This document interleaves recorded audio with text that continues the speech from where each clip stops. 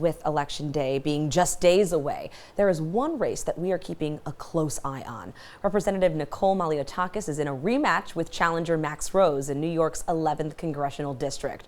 And News 12's Phil Tate spoke one-on-one with the congresswoman as she's looking to keep her job representing Brooklynites down in Washington. I know that people want to see a balance restored in New York and in the country. They realize that all the problems we're facing right now, from the economy to energy costs to public safety, have been created by one-party Democrat rule. They just want to see a balance. Congressmember Nicole Malliotakis has represented New York's 11th Congressional District for the past 2 years. She has her eyes set on returning to the nation's capital for another term with solutions that she says are important to voters, starting with public safety. They're concerned about the bail law and the safety that has deteriorated as a result.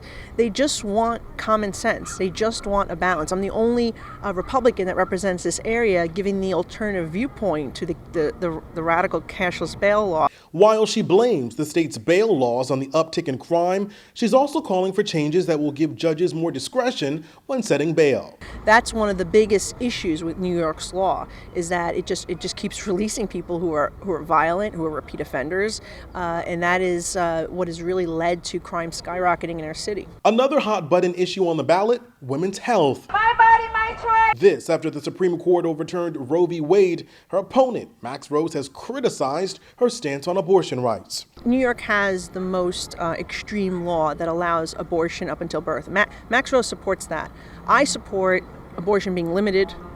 I certainly support preserving and protecting women's right in the cases of rape, incest, and life with a mother.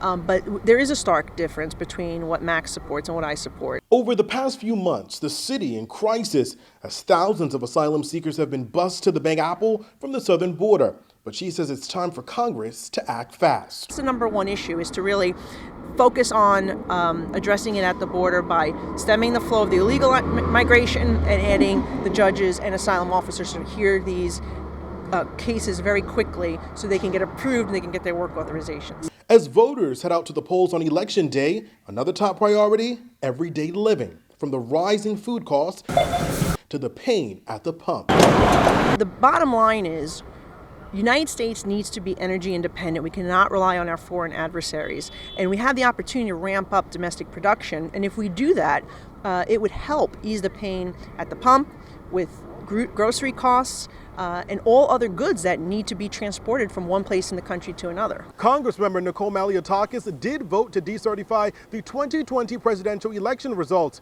And for this election, she has the backing of former President Donald Trump. Well, early voting is already underway, and Election Day is Tuesday. Well, that's the latest here in Brooklyn. I'm Phil Tate, News 12.